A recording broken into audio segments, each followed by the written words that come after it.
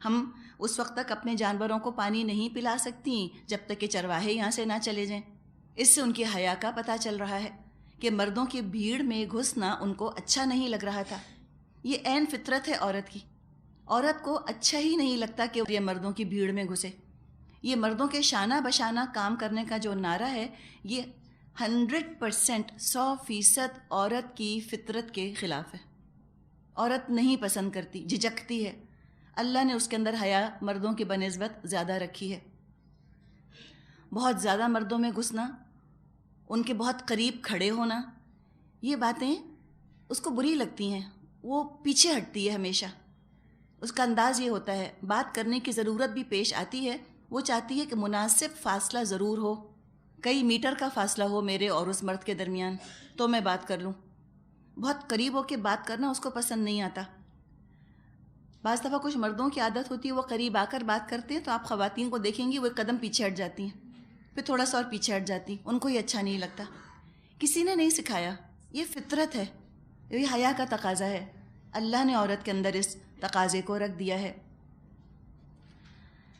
یہ بات بھی ہم کو پتہ چلی کہ ان کو یہ اچھا نہ لگا، لیکن کام بھی کرنا تھا تو وہ کھڑی رہیں کہ ٹھیک ہے، یہ چرواہے چلے جائیں گے تو پھر ہم اپنے جانوروں کو پانی پلا لیں گی۔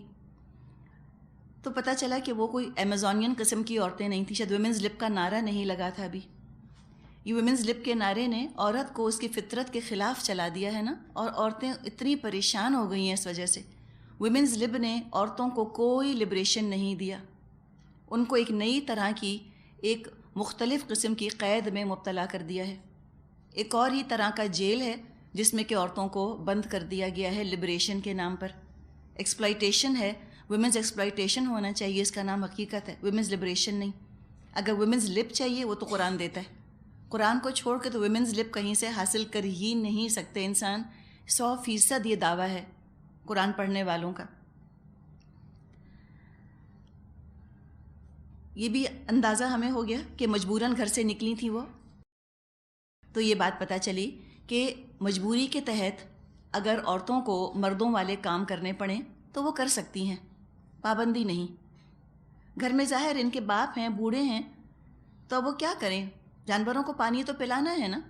مثال کے طور پہ اب گھر میں مرد نہیں ہے کوئی، تو اب عورت کو تو ڈرائیو کرنا پڑے گا، کیا کرے۔ شوہر ہوتے ہیں بعض دفعہ وہ پائلٹ ہوتے ہیں، مہینوں مہینوں کو گھر سے چلے جاتے ہیں، یا مرچنٹ نیوی جیسی کسی نوکری میں ہوتے ہیں، یا ملک سے باہر گئے ہوئے ہوتے ہیں۔ تو عام طور پہ جو ذمہ داریاں مرد کی ہوتی ہیں، پھر وہ بیویوں کو ذمہ داریاں اٹھانی پڑتی ہیں، سارے مردوں والے کام کرنے پڑتے ہیں۔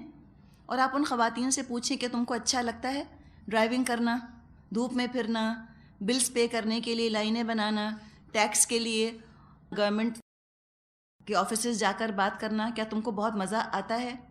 وہ کہیں گی نہیں، بہت مشکل لگتا ہے ہم کو۔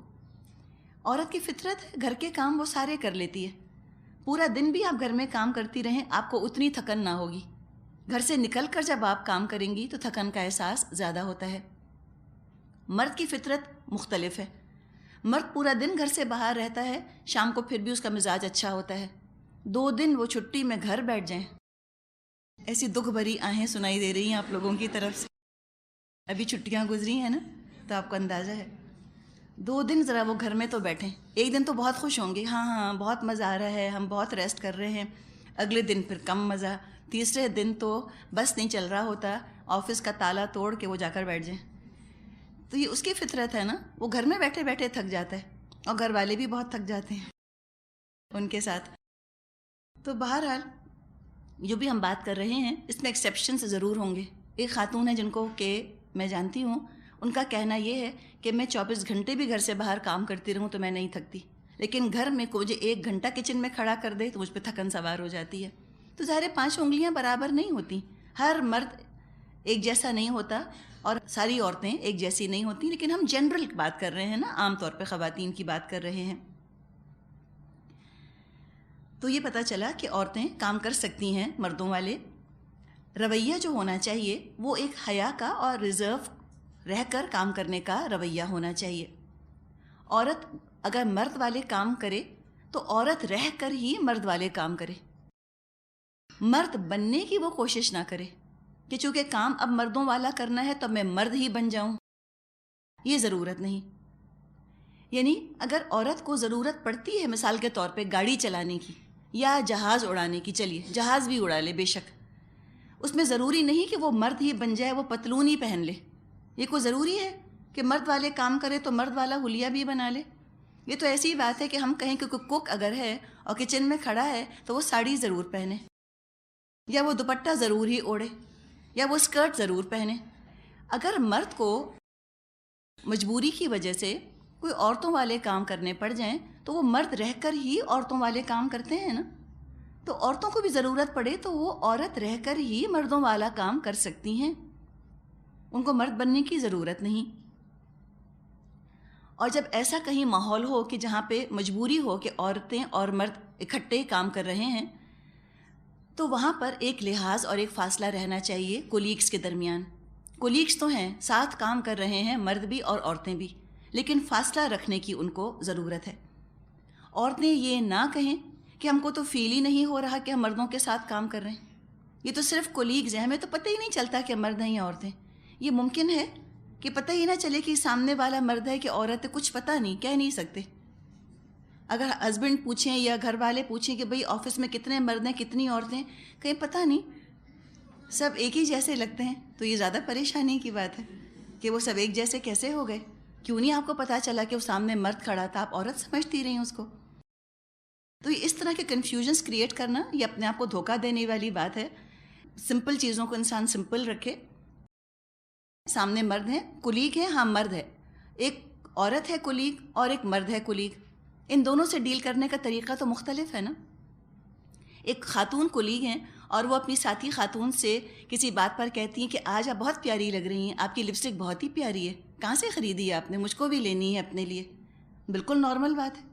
ایک مرد کولیگ اگر اس طرح سے کہتا ہے آ کر کسی عورت کولیگ سے کہ آج آپ بہت ہی پیاری لگ رہی ہیں، یہ لپسٹک اتنی سوٹ کر رہی ہے آپ پر، کہاں سے خریدی ہے آپ نے، مجھ کو بھی اپنے لیے لینی ہے. اب یہ تو بہت پریشانی کی بات ہے. تو ایک ہی جملہ مرد بولے اور وہی جملہ عورت بولے، زمین آسمان کا فرق ہے.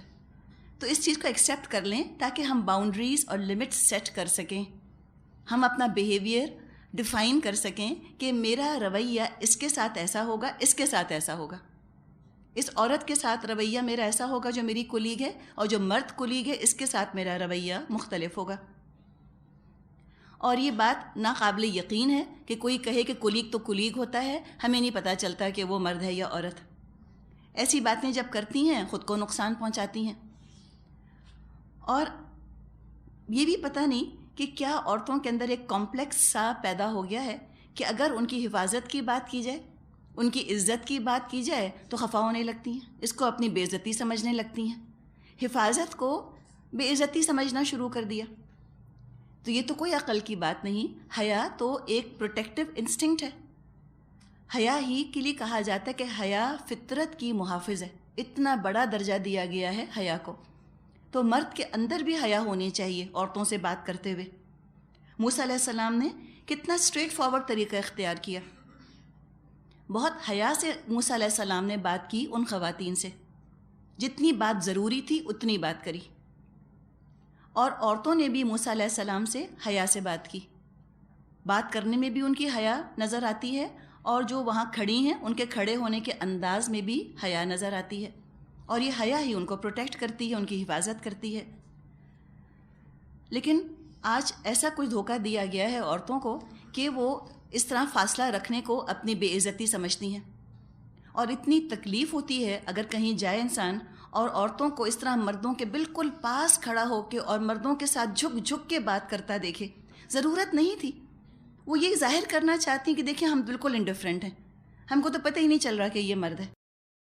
اور اس طرح بے تکلفی کا مظاہرہ کرتی ہیں، اچھی نہیں لگتی، اپنا نقصان کر رہی ہوتی ہیں. یا شاید مردوں کے بہت پاس جا کر اور بہت قریب ان کے جا کر وہ یہ ثابت کرنے کی کوشش کرتی ہیں کہ دیکھو ہم کتنے بولڈ ہیں، یا ہم کتنے کانفیڈنٹ ہیں، ہمیں کتنا اعتماد ہے اپنے اوپر. حالانکہ اعتماد کا ثبوت دینے کا کوئی میدان نہیں ہے یہ کہ مردوں کے اتنے قریب کھڑا ہو جایا جائے جا کر، یا اتنے پاس جا کر ان سے بات کی جائے، یا خوب ٹھٹے لگائے جائیں مردوں کے ساتھ کھڑے ہو کر، اور ہنسی مذاق کیا جائے اور جوکس ان کے ساتھ شیئر کیے جائیں، اور کولیگ ہونے کے ناطے ان کے ساتھ پھر ڈنرز کے اوپر اور لنچز پر چلا جایا جائے. اس کی ضرورت ہی نہیں، قطعاً ضرورت نہیں ہے ان چیزوں کی. یہ معیار نہیں ہے خود اعتمادی کا. خود کا عورت ہونا عورت قبول کر لے، اور مردوں سے مختلف ہونا بھی قبول کر لے کہ میں عورت ہوں، میں ایک عورت ہونے کے لحاظ سے اپنا معاملہ کروں گی. یہ سامنے والا مرد ہے، اس کو ایک فاصلہ رکھنا ضروری ہے. جب یہ قبول کر لیا، اب کچھ ثابت کرنے کی ضرورت ہی نہیں. جب بلا وجہ مرد بننا چاہیں گی، پھر وہ کچھ نہ کچھ ثابت بھی کرنا چاہیں گی. تو اپنے اپنے لحاظ سے، اپنی اپنی صلاحیت سے اور اپنے اپنے رجحان کے حساب سے معاملہ ہونا چاہیے. عورتیں اپنے لحاظ سے معاملہ کریں، مرد اپنے لحاظ سے معاملہ کریں. موسیٰ علیہ السلام نے جب عورتوں سے پوچھا کہ بھئی تم یہاں کیوں کھڑی ہو، تو انہوں نے کہا کہ ہمارے والد بوڑھے ہیں، اس لیے ہم کو یہ کام کرنا پڑ رہا ہے.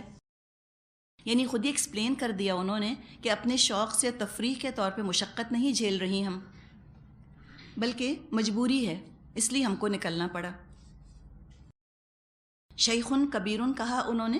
شیخ کا مطلب ہوتا ہے بوڑھا. شاب کے مقابلے میں لفظ آتا ہے شاب، جیسے اردو میں ہم شباب کہتے ہیں، جوانی، ینگ کے مقابلے میں اولڈ. تو شاب ہوتا ہے ینگ آدمی، شیخ ہوتا ہے بوڑھا آدمی.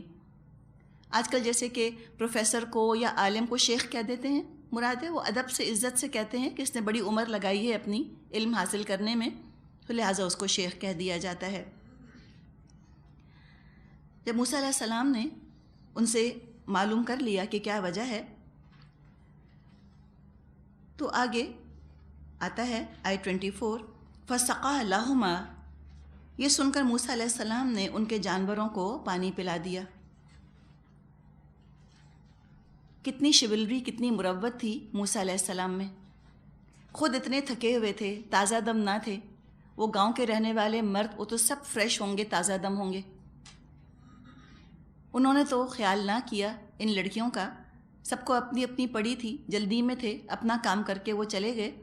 موسیٰ علیہ السلام نے ان خواتین کا کام کر دیا. یہ ہے مروت، یہ ہے شیولری، اور یہ مردوں میں ہونی چاہیے کہ کہیں وہ عورتوں کو کسی پریشانی میں مبتلا دیکھیں، آگے بڑھ کر والنٹیرلی وہ عورتوں کا کام کر دیں. اور الحمدللہ یہ چیز ہم دیکھ لیتے ہیں.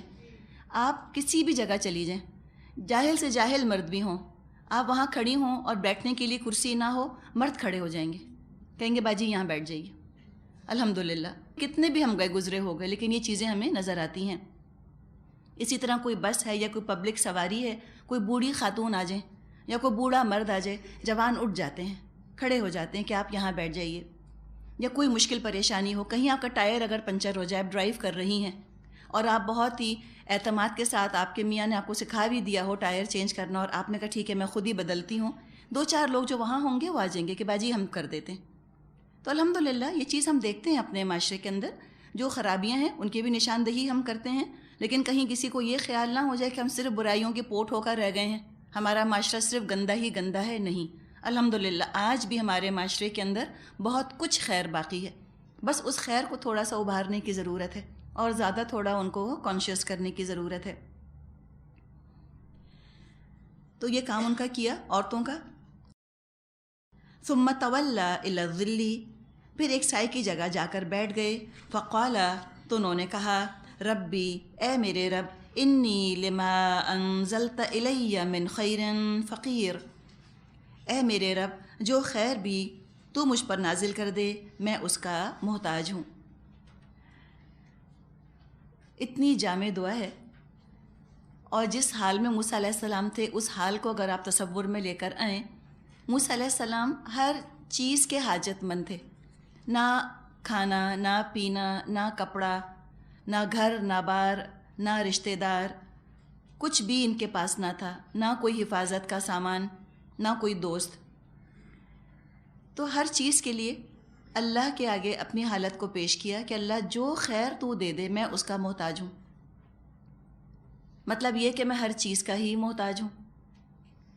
بعض دفعہ انسان کی اپنی کیفیت بھی ایسی ہو جاتی ہے کہ بہت کچھ مانگنا ہوتا ہے، لیکن الفاظ نہیں مل رہے ہوتے کہ کہاں سے ابتدا کریں. اتنی ساری دعائیں مانگنی ہوتی ہیں مختلف طرح کی، سمجھ میں نہیں آتا کیا مانگیں، کیا چھوڑیں، کیا الفاظ استعمال کریں. اگر کبھی یہ کیفیت طاری ہو تو یہ بہترین دعا ہے، رب انی لما انزلت الی من خیر فقیر، اللہ جو خیر بھی تو میری طرف نازل فرمائے میں تو اس کا محتاج ہوں۔ دیکھیے ایک نیک کام انہوں نے کیا تھا، خدمت خلق کی تھی انہوں نے، اور خدمت خلق کر کے کوئی نیکی کر کے جب دعا مانگی جاتی ہے تو اس دعا کی قبولیت کا امکان بہت بڑھ جاتا ہے۔ یہاں دعا مانگی موسیٰ علیہ السلام نے، تھوڑی ہی دیر کے بعد ان کی دعا پوری کی پوری قبول ہو گئی، اللہ تعالیٰ نے ہر طرح کا خیر جو ہے وہ ان کی طرف بھیج دیا۔ آیت 25، فَجَاءَتْهُ إِحْدَاهُمَا تَمْشِي عَلَى اسْتِحْيَاءٍ، کچھ دیر نہ گزری تھی ان دونوں عورتوں میں سے ایک شرم اور حیا کے ساتھ چلتی ہوئی اس کے پاس آئی۔ اب وہ جو دو لڑکیاں تھیں جن کے جانوروں کو پانی پلایا تھا، مرد مار قسم کی عورتیں نہیں تھیں، وہ کونیاں مارتی ہوئی مرد کی بھیڑ میں نہیں گھس گئیں کچھ ثابت کرنے کے لیے۔ موسیٰ علیہ السلام کو اندازہ ہو گیا ان کے بارے میں کیسی ہیں۔ اب انہی کا ذکر آ رہا ہے کہ ان میں سے ایک جو ہے وہ آئی۔ اب یہ کافی تھا کہنا کہ فَجَاءَتْهُ إِحْدَاهُمَا، آئی ان میں سے ایک، کافی ہے، بات تو پوری ہو گئی، بات تو سمجھ میں آ گئی۔ لیکن اللہ تعالیٰ نے خاص طور پہ اس کی ایک صفت کا ذکر فرمایا ہے، یعنی کتنی خوبصورت وہ صفت ہوگی، اللہ کو کتنی پیاری وہ صفت ہوگی کہ اللہ تعالیٰ نے اس شان سے اس عورت کا ذکر کیا، اس کی اس ایک صفت کا ذکر کیا، تمشی علی استحیاء، حیا کے ساتھ چلتی ہوئی آئی۔ اس سے پتہ چلتا ہے کہ اللہ کو حیا کتنی اچھی لگتی ہے، اللہ تو خود بھی بہت باحیا ہے، اور حیا کے ساتھ حجاب کا تصور لازم اور ملزوم ہے۔ اللہ بھی حجاب میں ہے، اللہ بھی نمایاں نہیں، سب کی نظروں کے سامنے نہیں، اللہ کے اندر حیا ہے۔ ایک حدیث ہے جس کا مضمون یہ ہے کہ اللہ جو ہے بڑا حیٌ کریم ہے، حیا والا ہے، کرم والا ہے، اور اللہ تعالیٰ کو شرم آتی ہے اس بات سے کہ وہ اپنے بندے کے ہاتھوں کو خالی لوٹا دے جب اس کا بندہ دعا مانگنے کے لیے ہاتھ اٹھائے۔ تو اللہ کو اچھا نہیں لگتا کہ اللہ اس کو خالی ہاتھ لوٹا دے، کچھ نہ کچھ اللہ اس کو دے ہی دیتا ہے ہاتھ اٹھانے کے باعث۔ تو جو صفت اللہ کے اندر ہے اسی کا ایک پرتو اللہ نے عورت کے اوپر ڈال دیا ہے۔ اللہ نے عورت کے اندر حیا رکھی ہے، اور اس حیا کی وجہ سے عورت حجاب کرنا چاہتی ہے۔ اور یہ بات آپ خود آبزرو کریں گی جو آپ میں سے تجربہ کر رہی ہیں، جب عورتیں حجاب نہیں کرتی ان میں حیا آٹومیٹکلی کم ہو جاتی ہے، خود بخود بیریئر لگتا ہے کہ اٹھنا شروع ہو گیا مردوں سے بات چیت کرنے میں۔ اور جب عورتیں حجاب کرنا شروع کرتی ہیں ان کے اندر حیا آنی شروع ہو جاتی ہے، خود بخود بڑھنے لگتی ہے۔ ہم کہتے ہیں نا کہ اب ہم کانشیس ہو گئے ہیں، یہ حیا کی وجہ سے انسان کانشیس ہوتا ہے۔ اب وہ کس طرح چلتی ہوئی آئی حیا کے ساتھ، اس کے بارے میں عمر رضی اللہ عنہ کا ہمیں ایک قول ملتا ہے۔ اس آیت کی تشریح میں انہوں نے فرمایا کہ وہ عورت گھونگھٹ سے اپنا چہرہ چھپائے ہوئے آئی تھی۔ اب دل تو نہیں چاہ رہا کہنے کا آپ سے، لیکن پھر بھی تصور میں ذرا لے کر آئیے کسی فلم کو، پنگھٹ کا سین ہے، لائیں تصور میں کیا ہوتا ہے پنگھٹ کے اوپر، بتائیں ذرا کیا بتایا گیا، ہمیں کیا تصور دیا گیا کہ جو عورتیں پانی بھرنے جاتی ہیں کنویں پر وہ کیا کرتی ہیں، وہ صرف افیئرس ڈسکس کرتی ہیں، وہ ایک دوسرے کو چھیڑتی ہیں کسی نہ کسی مرد کا نام لے کر، پھر وہ بیوقوفوں کی طرح گگل کرتی ہیں، اور اس کو شرمانہ کہہ دیا، مٹکے سے کھیلتی ہیں، اٹھلاتی ہیں، اٹکھیلیاں کرتی ہیں، اور کوئی مرد وہاں آ جائے تو گانا شروع ہو جاتا ہے۔ وہ جو شہری بابو کوئی آ گیا تو بس اس کے بعد تو پھر ان کا گانا شروع۔ اچھا، یہ سارے امیجز ہمارے دماغوں کے اندر بس ایک فلم کی طرح چلتے رہتے ہیں نا، یہی تصور دیا گیا، عورتوں کو اتنا چیپ کر کے دکھایا ہے، اتنا گھٹیا عورت کو بنا کر دکھایا ہے کہ مردوں کے دماغوں میں یہ بات پیوست ہو گئی ہے کہ عورت ہر وقت مرد کی توجہ چاہتی ہے۔ عورت تو چاہتی ہے کہ مرد اس کو دیکھیں، اس کو ایڈمائر کریں، اس کو توجہ دیں، اس سے فلرٹ کریں۔ تو ان کا یہ خیال ہے کہ ہم عورتوں کے سر پہ احسان کرتے ہیں جب ہم توجہ دیتے ہیں ان کو، جب ہم ان سے فلرٹ کرنے کا آفر کرتے ہیں۔ بالکل فطرت کو مسخ کر کے دکھا دیا عورت کی۔ کیا پتہ کچھ ایسی ہوتی ہوں، ایکسیپشنز ہر جگہ ہیں، لیکن عام عورت نہیں ہوتی۔ کوئی عورت یہ نہیں چاہ سکتی کہ میں کہیں کسی ضروری کام سے جاؤں اور وہاں کوئی مرد میرے پیچھے لگ جائے، رونگٹے کھڑے ہو جائیں عورت کے یہ سوچ کر، وہ نہیں چاہتی، وہ چاہتی خیریت سے جاؤں، خیریت سے آؤں۔ لیکن یہ فلموں کا آپ دیکھیں میڈیا بھی کیا چیز ہے، کیا اس نے امپریشن دیا ہے نا. اور مردوں نے قرآن کے ذریعے سے تو عورت کو نہ سمجھا کہ عورت کی فطرت ہے کیا، انہوں نے فلموں کے ذریعے سے عورتوں کو سمجھا اور بالکل غلط سمجھا. تو لہٰذا جتنی دست درازیاں آج عورتوں پر ہو رہی ہیں، سارے کا سارا الزام اس کا فلموں کے اوپر جاتا ہے. انہوں نے عورت کو اس طرح ایک اویلیبل چیز بنا کر دکھایا ہے کہ دیکھو یہ اویلیبل ہے، یہ موجود ہے، تمہارا دل چاہے تو تم فلرٹ کرو، یہ تو تمہاری توجہ کے محتاج بیٹھی ہے، اس کی تو زندگی کی سب سے بڑی تمنا ہے ہی یہ کہ مرد جو ہے وہ مجھے پسند کریں آ کر. نعوذ باللہ، حقیقت سے دور ہے یہ ساری باتیں، اس سے زیادہ دور کوئی چیز نہیں ہو سکتی. اب اس کا نقصان کیا ہوا اس امیج کا جو فلموں نے دیا؟ نقصان عورت کو ہوا مولیسٹیشن کی شکل میں. جب عورت نکلتی ہے گھر سے ضروری کام کو مرد چھیڑتے ہیں، سیٹیاں بجاتے ہیں یا تنگ کرتے ہیں، اس کو ہیراسمنٹ ہوتی ہے. یہ سب کچھ کیوں ہوتا ہے؟ اس لیے کہ مردوں کا بھی قصور نہیں. سچی بات تو یہ ہے، وہ یہ سمجھتے ہیں کہ عورتوں کو اچھا لگ رہا ہے، اور یہ باتیں ان کو فلموں نے بتائی ہیں، فلموں نے امپریشن دیا ہے. اللہ تعالیٰ نے فرمایا ہے نا سورہ نور میں کہ ان الذین یحبون ان تشیع الفاحشۃ فی الذین آمنوا، جو چاہتے ہیں کہ فحش پہلے ایمان لانے والوں میں لہم عذاب علیم فی الدنیا والآخرہ، ان کے لیے دردناک عذاب ہے دنیا اور آخرت میں. اتنا تنگ کیا ہے عورتوں کو، حقیقت ہے مردوں نے. اور مردوں نے بھی کیوں تنگ کیا؟ امیجز کی وجہ سے. امیج اتنا گندا ان کے سامنے دے دیا گیا. اور جو میڈیا ہے، جس طرح میڈیا عورتوں کو پورٹرے کرتا ہے، وہ تو لگتا ہے کہ صرف کھلونے ہیں اور گڑیے ہیں جیسے. اور میڈیا جو کچھ پورٹرے کرتا ہے، لگتا ہے کہ سارے عوام کی حالت یہی ہے، سارے ملک والے یہی سوچ رہے ہیں، ان کی سوچ کی نمائندگی ہو رہی ہے. حالانکہ میڈیا انسانوں کی سوچ کی، عوام کی سوچ کی نمائندگی نہیں کر رہا ہوتا. میڈیا جو ہے وہ ایک ایلیٹ کلاس کی نمائندگی کر رہا ہوتا ہے. افسوس کی بات کہ آج سارے کا سارا میڈیا ایکسپلائٹیٹو، استحصال کرنے والوں کے ہاتھ میں آ گیا ہے نا، چند ہاتھوں میں. اور وہ اپنی پسند سے جو ان کو چیز اچھی لگتی ہے وہ اس کو یوں پیش کرتے ہیں کہ وہ عوام کا نظریہ پیش کر رہے ہیں. عوام کا نظریہ یہ نہیں ہے.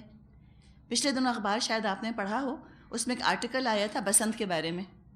گلوب کوئی جگہ ہے، کوئی ایجنسی ہے، انہوں نے سروے کیا، اور وہ دراصل یہ جو سپریم کورٹ کا فیصلہ آیا ہے جس میں کہ انہوں نے بسنت پر پابندی لگائی ہے، تو اس کے بارے میں وہ سروے کرنا چاہ رہے تھے. ہو سکتا ہے ان کا خیال یہ ہو کہ لوگوں کی تو بہت مرضی ہے اور حکومت زبردستی پابندی لگا رہی ہے، سپریم کورٹ زبردستی پابندی لگا رہا ہے بسنت پہ. تو انہوں نے لاہور میں، جہاں کہ بسنت بہت زور و شور سے منائی جاتی ہے، وہاں انہوں نے سروے کیا کہ کتنے لوگ بسنت چاہتے ہیں. اکثریت نے کہا ہمیں بسنت نہیں منانی. اکثریت نے. اتنی حیرت ہوئی ہے وہ پڑھ کے، ورنہ ہمیں تو امپریشن یہ تھا کہ سبھی چاہتے ہیں، میجورٹی چاہتی ہے بسنت منانا. وہ تو کچھ مذہبی طبقہ ہے جو کہ شور مچاتا رہتا ہے کہ بسنت نہیں ہونی چاہیے. پتہ چلا نہیں، مذہبی طبقے کی بات نہیں ہے، اکثریت نہیں چاہتی کہ بسنت ہو. لیکن اخباروں میں پورٹرے یوں کیا جاتا ہے کہ عوام کی پسند کے مطابق یہ کام کیا جا رہا ہے. تو اس وجہ سے عورتوں کا ایکسپلائٹیشن بھی ہم دیکھتے ہیں میڈیا کی وجہ سے، اور فلموں کے اندر جو ایک امپریشن دیا گیا ہے. وہ عورت جب گھر سے نکلتی ہے، آپ دیکھیں نارملی عورتیں پارٹیز وغیرہ میں اگر وہ چادریں نہیں بھی پہنتی، جب کسی پبلک پلیس میں جا رہی ہوتی ہیں، وہ دوپٹے کو کھول کے اپنے آپ کو کور کرنا چاہتی ہیں، اس لیے کہ وہ مردوں کی گڑی ہوئی نگاہیں ان کو اچھی نہیں لگتی کہ دکاندار اور ٹیکسی ڈرائیور اور سڑک پہ چلنے والے سب مجھ کو دیکھیں. یہ ان کو پسند نہیں ہے چیز، چاہے کتنی بھی سیکولر وہ کیوں نہ ہو، وہ کچھ بھی اپنے آپ کو کہیں، ان کو یہ چیز ناگوار لگتی ہے. تو یہاں پر اس عورت کی بات کی گئی ہے کہ وہ جو لڑکی آئی تو عمر رضی اللہ عنہ نے فرمایا کہ گھونگھٹ سے اس نے اپنا چہرہ چھپایا ہوا تھا. تو عورت کے اندر ہم نے دیکھا کہ بے باکی نہیں ہے، جھجکتی ہے غیر مرد سے بات کرتے ہوئے. لیکن بہرحال جب ضرورت پیش آئے بات کرنے کی، مرد اور عورت کے درمیان حیا کا بیریئر ہونا چاہیے. اب یہ جو یہاں ذکر کیا جا رہا ہے کہ تمشی علی استحیاء، اب چونکہ وہ ڈائریکٹ فیس ٹو فیس بات کرنے آ رہی تھی ایک مرد سے، لہٰذا اس نے ایکسٹرا پریکاشن لیا. اور ایک تھی، پہلے تو دو تھی نا، اب ایک ہے. تو ایک اور چیز جو ہم خواتین کو یہاں سے نمونے کے طور پہ مل رہی ہے، اور یہ بات تو آپ کے علم میں ہوگی کہ یہی خاتون موسیٰ علیہ السلام کی بیوی بننے والی ہیں. سوچیں نا، جلیل القدر پیغمبر کی بیوی کتنی نیک، کتنی مبارک خاتون ہوں گی. کہ جو موسیٰ علیہ السلام جیسے رسول کی بیوی بنی، کچھ تو خوبی ہوگی نا ان کے اندر جو موسیٰ علیہ السلام نے ان سے شادی کرنے پر رضامندی کا اظہار کیا۔ ایک سبق یہ مل رہا ہے کہ کہیں کوئی ایسا موقع ہو جب فیس ٹو فیس کسی مرد سے آپ کو بات کرنی ہو ڈائریکٹ، تو سورہ نور والی آیت کو ذہن میں لے کر آئیے جو ہم نے پڑھا تھا نا، الا ما ظہر منہا، سوائے اس کے کہ جو ظاہری ہو جائے زینت میں سے، جیسے چھلا، چوڑی، آنکھوں کی زینت ہے، کوئی کاجل، کوئی سرما، تو یہ عام طور پہ عورتیں لگاتی ہیں، جیسے آپ یہاں آتی ہیں یا کہیں ہم جاتے ہیں تو پورا آپ نے کور کیا ہوا بھی ہے، لیکن کوئی انگوٹھی، کوئی چوڑی، آنکھوں کی کوئی میک اپ کی چیز، وہ تو پھر ایویڈنٹ ہو ہی جاتی ہے نقاب میں سے بھی۔ لیکن کہیں آپ کو پتہ ہے کہ اب میں جا رہی ہوں دکان پر، یا مجھے کسی مرد سے ڈائریکٹلی بات کرنی ہے، تو اس میں انسان حتی الامکان اس زینت سے بھی پرہیز کرے۔ پھر بہت ساری انگوٹھیاں پہن کے، بہت ساری چوڑیاں پہن کے، اور آنکھوں کے اندر بہت کاجل یا آئی شیڈو لگا کر نہ جائے۔ سادہ رکھے اپنی آنکھوں کو اور سادہ رکھے اپنے ہاتھوں وغیرہ کو، تاکہ ایک پراپر طریقے سے بات چیت ہو سکے۔ اور یہ زینت جو ہے یہ بھی مرد سے، کیونکہ ڈائریکٹلی اب بات کرنی ہے، لہٰذا اس کی توجہ کہیں ان چیزوں کی طرف بھی نہ آئے۔ یہ ایک بہتر طریقہ ہوگا ڈائریکٹ بات کرنے کا۔ تو یہ آئیں بات کرنے کے لیے، اور اپنی ذات کی طرف توجہ دلانے کے بجائے بات کی طرف انہوں نے توجہ کو مرکوز رکھا۔ آپ دیکھیں، اعتماد ہے، حیا ہی اعتماد دیتی ہے عورت کو۔ یہ بات بالکل غلط ہے کہ حیا بے اعتمادی کا اظہار ہے۔ حیا ہی عورت کو کانفیڈنٹ بناتی ہے، پورے اعتماد کے ساتھ وہ مرد سے بات کر سکتی ہے۔ اسے کوئی فکر نہیں ہوتی مرد سے بات کرتے ہوئے حیا میں کیسی لگ رہی ہوں، میں بولتے ہوئے کیسی لگ رہی ہوں، میں اس وقت میری آنکھیں کیسی لگ رہی ہیں، یا میرا چہرہ کیسا لگ رہا ہے۔ وہ ان تمام مختلف قسم کی فکروں سے آزاد ہوتی ہے۔ یوں سمجھیں کہ حیا ہے جو کہ بالکل برابری کے لیول پر لے آتی ہے عورت کو اور مرد کو، بالکل برابر ہوتے ہوئے وہ بات کر رہے ہوتے ہیں، اور یہ گریسفل طریقہ ہے بات کرنے کا۔ اور اگر مردوں کی طرف سے ہم ان کے پوائنٹ آف ویو سے دیکھیں، اکثر مردوں کو، ہم پھر سب کی بات نہیں کر رہے، اکثر شریف جو مرد ہیں، شریف مردوں کو یہ بات پسند آتی ہے کہ عورتیں ان کے ساتھ حیا کے ساتھ بات کریں۔ حیا کا ایک کامن ورڈ اگر ہم استعمال کریں نا، شرافت، بس شرافت کے ساتھ بات کرنی چاہیے نا، شریف انداز میں بات کرنی چاہیے، کوئی فلرٹیشس انداز نہ ہو، کوئی ہنٹس نہ ہوں، کوئی ہڈن وائبز نہ ہوں، کوئی سائلنٹ میسیجز جو ہیں وہ پاس نہ کیے جا رہے ہوں۔ فاصلہ رکھ کر باعزت طریقے سے اس عورت نے آ کر موسیٰ علیہ السلام سے بات کی۔ قالت، بولی، ان ابی یدعوک، میرے والد آپ کو بلا رہے ہیں، لیجزیک اجر ما سقیت لنا، تاکہ آپ نے ہمارے لیے جانوروں کو جو پانی پلایا ہے اس کا اجر آپ کو دے سکیں۔ یہ بات آ کر اس لڑکی نے موسیٰ علیہ السلام سے کہہ دی۔ موسیٰ علیہ السلام نے اس آفر کو قبول فرما لیا۔ وقص علیہ القصص، موسیٰ علیہ السلام جب اس کے پاس پہنچے اور اپنا سارا قصہ اسے سنایا۔ کس کو سنایا؟ والد کو سنا دیا، لڑکیوں کے والد تک پہنچ گئے، ان کو قصہ سنا دیا۔ قال لا تخف، اس نے کہا کچھ خوف نہ کر، نجوت من القوم الظالمین، اب تم ظالم لوگوں سے بچ نکلے ہو۔ اس میں بھی پھر آپ دیکھیں اتنا خوبصورت ہے نا اللہ کا کلام، اتنی ساری باتیں اللہ سکھا دیتا ہے ہم کو کہ واقعی ہم اتنے کمزور اور کم عقل انسان ہیں۔ مجھے لگتا ہے کہ ہم تو پوائنٹ کچھ سمجھ پائے ہیں قرآن کی حکمت کو واقعی۔ اس میں پھر آپ دیکھیں ایک پیرنٹ اور ڈاٹر ریلیشن شپ کیسے سامنے آ رہا ہے۔ باپ کو جا کر بتایا نا لڑکیوں نے کہ ہم نے بات کی تھی فلاں مرد سے، چھپایا نہیں۔ کیوں نہیں چھپایا؟ اس لیے کہ ان کو پتہ تھا کہ ہمارے باپ ہم پر اعتماد کرتے ہیں، شک نہیں کریں گے، کلہاڑی لے کر دوڑ نہیں پڑیں گے، نعوذ باللہ۔ اتنی زبردست ہمارے معاشرے کے اندر ہمیں ظلم نظر آتا ہے، ظلم کی اتنی زبردست لہر نظر آتی ہے۔ مرد کام کرتے نہیں، گاؤں کے اندر سارے کام ڈالتے ہیں عورتوں کے کندھوں کے اوپر، یا خود کرتے ہیں تو ساتھ میں اپنی عورتوں سے بھی سارے کام کرواتے ہیں۔ وہ کھیت کاٹتی ہیں، کھیتوں کو پانی دیتی ہیں، وہ اپنے جانوروں کو چارہ کھلاتی ہیں، سب کام کرتی ہیں شانہ بشانہ، لیکن اعتماد نہیں کرتے اپنی عورتوں کے اوپر کسی سے بات کرتے دیکھ لیا ان کو قتل کر دیں گے کارو کری کے الزام کے اندر، یا ان پر بد کرداری کا الزام لگا دیں گے۔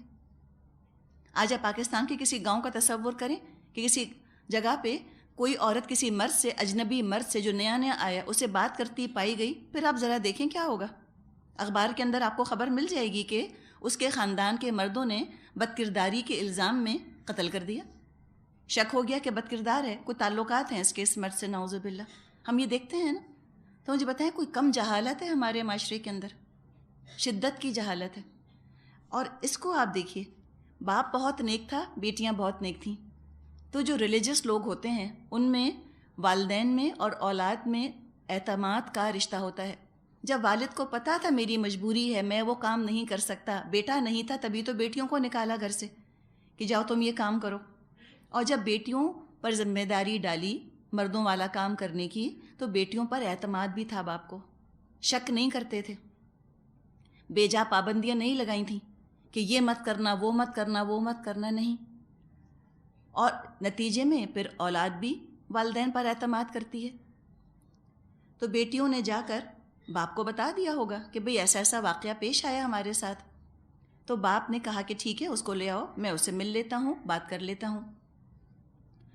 موسیٰ علیہ السلام پہنچے اور لڑکیوں کے والد نے موسیٰ علیہ السلام کے حالات پوچھے، بیک گراؤنڈ پتہ چل گیا۔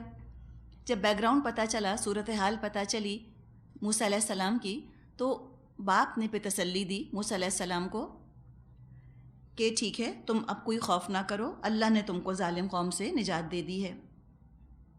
قالت احداہما، بولی ان دونوں میں سے ایک، یا ابت استاجرہ ان خیر من استاجرت القوی الامین، کہا ابا جان اس شخص کو نوکر رکھ لیجئے، بہترین آدمی جسے آپ ملازم رکھیں وہی ہو سکتا ہے جو مضبوط اور امانت دار ہو۔ اس میں پھر یہ بات پتہ چل رہی ہے کہ وہ لڑکیاں چاہتی ہیں کہ کوئی آ جائے جو یہ کام سارے سنبھال لے باہر کے، تاکہ ہم کو اس طرح باہر نکل کر یہ کام نہ کرنے پڑے۔ تو انہوں نے درخواست کی اپنے والد سے کہ ابا جان اس شخص کو ملازم رکھ لیجئے، یہ سارے باہر کے کام کر لے گا اس طرح کے، اور صفت بتائی کہ القوی اور الامین، یہ قوی بھی ہیں، مضبوط بھی ہیں اور امانت دار بھی ہیں۔ روایات میں آتا ہے کہ جب لڑکی بلانے کے لیے آئی موسیٰ علیہ السلام کو، تو موسیٰ علیہ السلام نے اس سے کہا کہ میں آگے چلتا ہوں، تم پیچھے چلو، اور زبان سے راستہ بتاتی جانا۔ یعنی یہ نہ چاہا کہ یہ لڑکی آگے چلے تو پھر مجھے دیکھنا پڑے گا اس کی طرف، یہ بھی پسند نہ کیا انہوں نے۔ تو جو مرد نظروں کی خیانت نہ کرے، جو چیز اس کے دیکھنے کی نہیں ہے اس کو نہ دیکھے، تو پھر وہ اور کسی چیز میں خیانت نہیں کرے گا۔ جو نظروں کی امانت کا اتنا خیال رکھے، اور اللہ تعالیٰ نے عورت کے اندر بہت تیز حس رکھی ہے، ایک ملاقات میں اندازہ لگا لیتی ہے کہ مرد کی نظر کیسی ہے۔ اللہ نے ایک سینس رکھا ہے نا عورت کے اندر، بہت شارپ ہے اس کا سینس، مرد کے دیکھنے کے انداز سے پتہ چل جاتا ہے کہ یہ کس نظر سے دیکھ رہا ہے۔ تو کہا کہ یہ تو امانت دار ہیں، بڑے امین ہیں اور طاقتور بھی ہیں، قوی ہیں۔ اس کے بارے میں بھی روایات ہی میں یہ بات آتی ہے کہ جب چرواہے جا رہے تھے تو کنویں کے اوپر انہوں نے ڈھکنا ڈھانک دیا تھا۔ ان کا طریقہ ہوتا تھا کنووں کو کور کر دیا کرتے تھے، اور بہت بھاری سا وہ پتھر ہوتا تھا جس سے کہ کنویں کو ڈھانک دیا جاتا تھا، کئی لوگ اس کو مل کر ہٹایا کرتے تھے۔ موسیٰ علیہ السلام نے جب ان خواتین کے جانوروں کو پانی پلانا چاہا، اکیلے جا کر انہوں نے کنویں کا ڈھکنا ہٹا دیا، تو اس سے بھی ان کو اندازہ ہوا کہ یہ قوی ہیں، بہت طاقتور ہیں۔ اور یہ قوی ہونا، امین ہونا، یہ دو صفات انتہائی پسندیدہ ہیں اگر کسی کو ملازمت دی جانی ہو، امانت دار بھی ہو انسان اور طاقتور بھی ہو۔ اور یہ کمبینیشن بڑا ریئر ہے، عام طور پہ یہ کمبینیشن ملتا نہیں۔ جو طاقتور ہوتے ہیں وہ بے ایمان بھی ہوتے ہیں، اور جو ایماندار ہوتے ہیں وہ کمزور بے وقوف قسم کے ہوتے ہیں۔ قوی ہونا اور امین ہونا بہترین کمبینیشن ہے۔ تو کہا کہ استاجرتا، آپ اجرت پر اس کو رکھ لیجئے۔ آگے فرمایا آئی 27، قال انی اريد ان انکحک احدی ابنتی ہاتین علی ان تأجرنی 8 حجج فإن أتممت 10 فمن عندك وما أريد أن أشق عليك ستجدني إن شاء الله من الصالحين۔ اس کے باپ نے موسیٰ علیہ السلام سے کہا میں چاہتا ہوں اپنی ان 2 بیٹیوں میں سے ایک کا نکاح تمہارے ساتھ کر دوں، بشرط یہ کہ تم 8 سال تک میرے ہاں ملازمت کرو، اور اگر 10 سال پورے کر دو تو یہ تمہاری مرضی ہے، میں تم پر سختی نہیں کرنا چاہتا، تم انشاءاللہ مجھ کو نیک آدمی پاؤ گے۔ اب جیسے کہ ابھی ہم نے بات کی تھی کہ ان لڑکیوں کے والد کو موسیٰ علیہ السلام کا پورا بیک گراؤنڈ تو پتہ چل گیا کہ یہ بنی اسرائیل کے اعلیٰ خاندان سے تعلق رکھتے ہیں، کس طرح فرعون کے محل میں پلے بڑھے، کیا ان کی حیثیت ہے، کیا ان کا مرتبہ ہے، اور حالات نے ان کو ایسا کر دیا ہے۔ یعنی لڑکی کی شرافت کا اور اس کے تقوی کا والد کو خوب اندازہ ہو گیا۔ اب اس وقت کیا تھا موسیٰ علیہ السلام کے پاس پلے کیا تھا بتائیے؟ کیا جاب تھی ان کے پاس؟ تھی کوئی جاب؟ گھر تھا، گاڑی تھی، کلب کی ممبرشپ تھی۔ اگر ہماری بیٹی کا رشتہ ہے تو ہم دیں؟ سوچیں نا ذرا، کبھی نہ دیں۔ ہم کہیں کماتے ہی کچھ نہیں، لڑکا کچھ ہے ہی نہیں اس کے پاس، اس لیے کہ ہماری نظر میں شرافت کی اور تقوی کی تو اہمیت ہی کوئی نہیں۔ ہم بہت عقل مند ہو کر کہیں شاید کہ ہاں شریف تو ہے، لیکن شرافت سے کوئی کھا تھوڑی سکتا ہے، آخر کمانا بھی تو ضروری ہے نا اس کے لیے، پیسہ تو کچھ ہے ہی نہیں۔ تو شاید موسیٰ علیہ السلام کا رشتہ اس حالت میں ہماری بیٹی کے لیے آتا، ہم تو نہ کرتے۔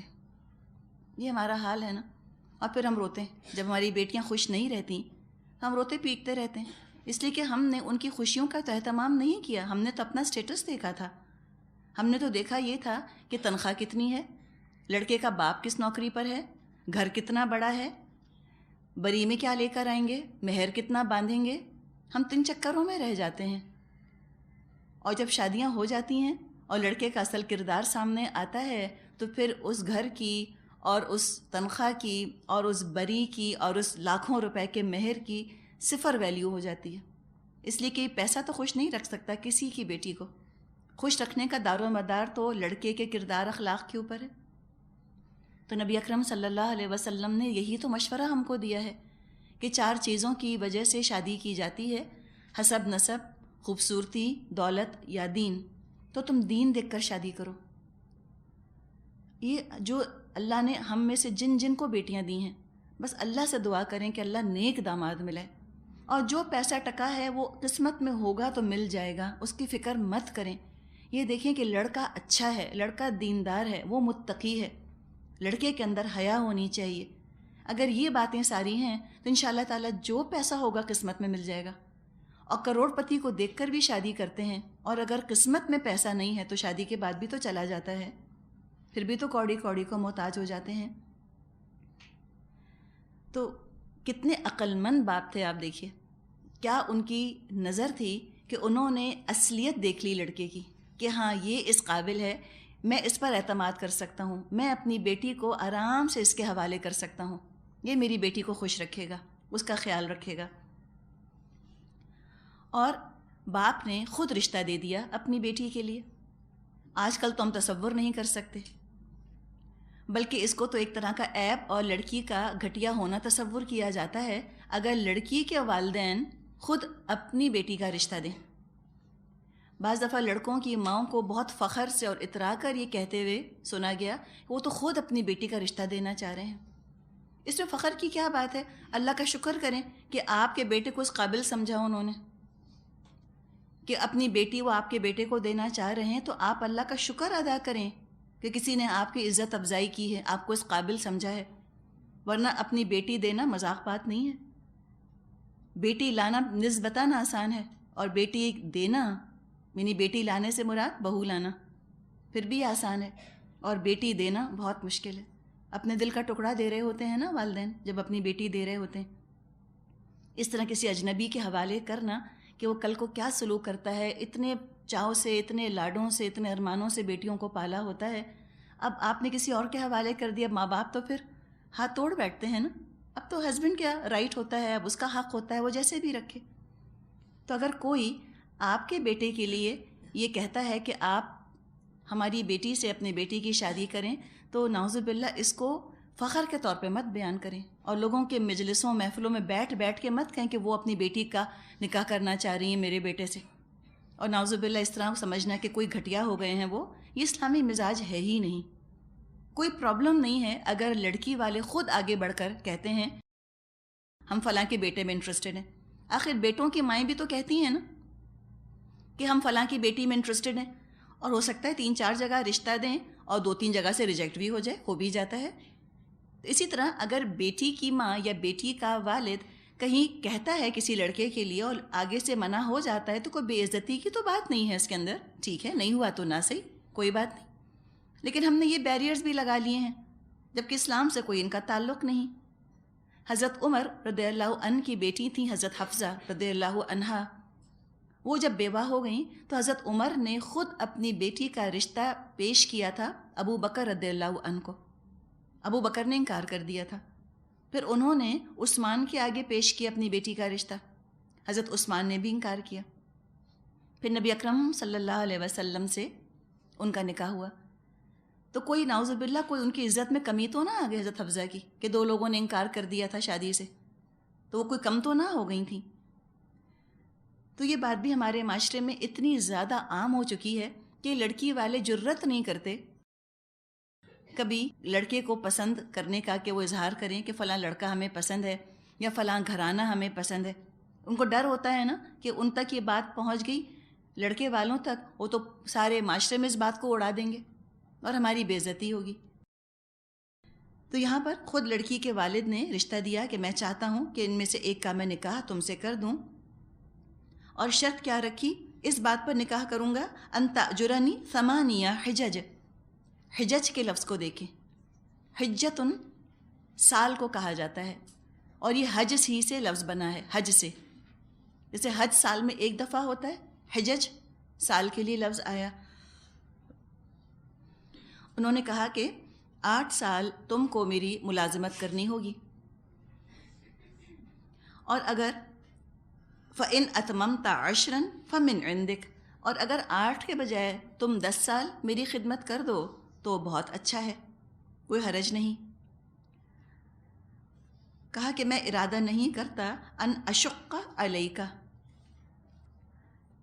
شق کا لفظ آ رہا ہے شین قاف قاف، جب یہ علا کے ساتھ آتا ہے، علا کے صلے کے ساتھ، مطلب ہوتا ہے کسی پر سختی کرنا، اور جب یہ شین قاف قاف شق لفظ آتا ہے ہو کے ساتھ، مطلب ہوتا ہے پھاڑ دینا۔ تو یہاں ان کا مطلب ہے کہ میں کوئی زور زبردستی تم پہ نہیں کروں گا کہ تم 10 سال ضرور پورے کرو، اگر 8 سال بھی تم میرے ساتھ رہتے ہو تو میں تمہارے ساتھ کوئی ظلم کا برتاؤ یا ظالمانہ برتاؤ نہ کروں گا، تو مجھ کو نیک انسان پاؤ گے، صالح انسان پاؤ گے۔ اب آپ دیکھیں موسیٰ علیہ السلام سسر کی خدمت کر رہے ہیں، آج ہم تصور کر سکتے ہیں اس بات کا؟ اگر لڑکے کے گھر والوں کو یہ پتہ چل جائے کہ ہمارے بیٹے نے سسرال جا کر کچھ کام کیا تھا، تو لڑکے کی ماں اکثر تو بہت ناراض ہو جاتی ہے کہ کیا تم کو غلام بنا کے رکھا ہے انہوں نے، نوکر سمجھتے ہیں تم کو، بہو گھر میں کتنا بھی کام کر لے وہ کوئی بڑی بات نہیں، لیکن اگر بیٹا سسرال جا کر ذرا بھی ہاتھ ہلائے تو اس کی شان کے خلاف۔ تو دامادوں کو تو اس ویلیو سے اور اس پوزیشن پہ ہمارے ہاں رکھا جاتا ہے کہ گھر میں اگر داماد آ گیا تو پورا سسرال الرٹ ہو جائے اس کی خدمت کے لیے۔ داماد کیا خدمت کرے گا، سسرال سارا مل کر ایک داماد کی خدمت کرتا ہے۔ اگر داماد کھانے پر رک گیا تو ساس کے تو ہاتھ پاؤں پھول جاتے ہیں، اللہ داماد اب کیا کھلائیں گے اس کو، کہ لگتا ہے داماد نہیں آیا کوئی شیر گھس آیا گھر کے اندر۔ یہ ہم نے خود بنایا ہے نا۔ اب جو لڑکوں کی مائیں ہیں ان کو اس بات کا خیال کرنے کی ضرورت ہے کہ وہ اپنے بیٹوں کو ایجوکیٹ کریں کہ بیٹا تم جب سسرال جاؤ گے نا تو تم بھی ان کا خیال کرو گے جیسے تمہاری بیوی ہمارا خیال کرتی ہے، آخر بہو بھی تو گھر کا خیال کرتی ہے نا۔ اب ہر چیز میں بہویں انتظار تو نہیں کرتی کہ ساس کہیں گی تو کروں گی اور ضرورت ہوگی تو کروں گی، والنٹیئر کرتی ہیں بہویں، آگے بڑھ بڑھ کے گھروں میں کام کرتی ہیں، آ کر ساس سے سسر سے پوچھتی ہیں میں یہ لا دوں میں یہ کر دوں آپ کے لیے، تو دعائیں ہی نکلتی ہیں نا ان کے لیے، ساس سسر کا دل خوشی ہوتا ہے ورنہ کوئی حق تو نہیں بنتا بہو کے اوپر. بہو کا فرض تو نہیں ہے کہ وہ ساس سسر کا خیال کرے یا نند کا خیال کرے.